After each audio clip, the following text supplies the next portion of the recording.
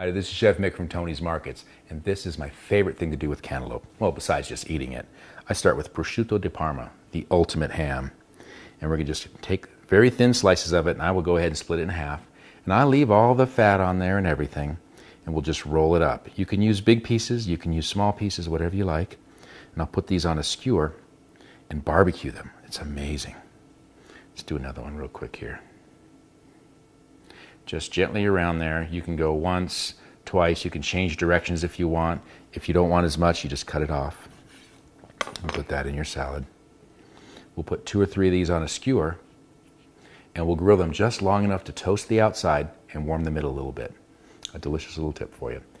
And coming up, we're going to do tips on washing and cleaning your vegetables and fruits to get rid of the bacteria and all the insects.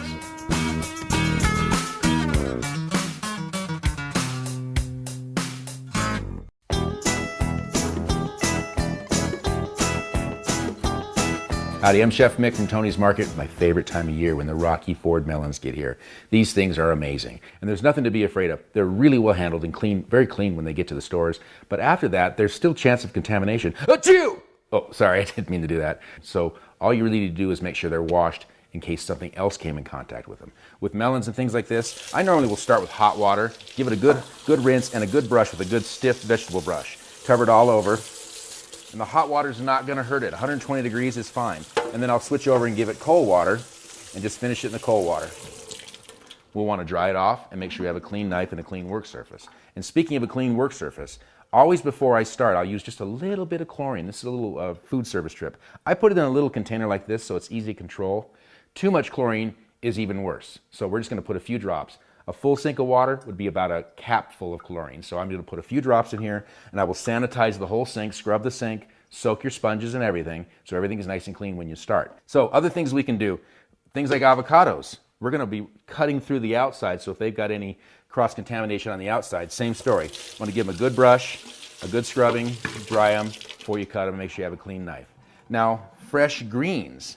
And this is fresh lettuce out of my garden. So there's probably bugs in here. I haven't used any insecticides or anything, but there's probably bugs in there. It's not going to hurt you. We want to get them clean. So we're going to soak that in salt water. I put a lot of salt. I probably put a 1/4 cup of kosher salt into cold water, dissolved it really nice, and I'm going to let it sit for about 5 minutes.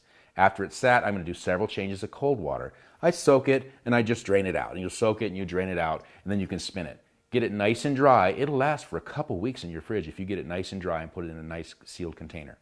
Other things we can do. Now roots, things like roots like this, you don't really need to worry about bugs. You don't really need to worry about too much about contaminants. Most of the outside is going to come off. It's going to get cooked. I will just soak it in water and give it a good stiff brush. Beans, things like that, I will rinse it in hot water and then rinse it in cold water. If it got mud and dirt on it, soak it for a few minutes. It'll be fine. And berries, here's another little trick for you. You can use acidulated water.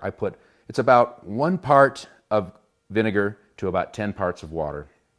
Nice cold water. We'll just let it sit in there for about a minute. And what that does is it kills any mold spores that might be on there. So even if you just bought these at the store, you take it home and do this right away. Even if it even has a touch of mold on there, it actually will kill that off. So we'll let that soak in there. We'll get nice and covered. We'll rinse them really nice. And then you could use any kind of vinegar. I would just use distilled white vinegar or apple cider vinegar.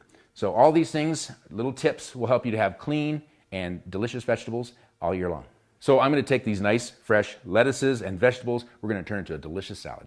Here's how we cut a melon. Got a clean melon here. I got a clean work surface. Everything's been sanitized. I'm going to cut through it here. It's nice. See how it's starting to break down a little bit? That means it's nice and ripe. Just scoop the center out with a spoon.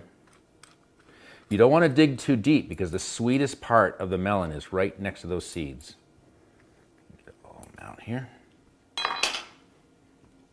I'll take it like this and I'll cut the outside off.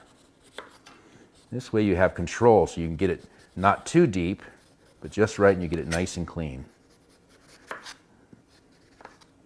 There we go. It's nice and clean. Minimum of effort, minimum of waste. So I'm going to make a salad here, so I'm going to cut some of these a little thinner.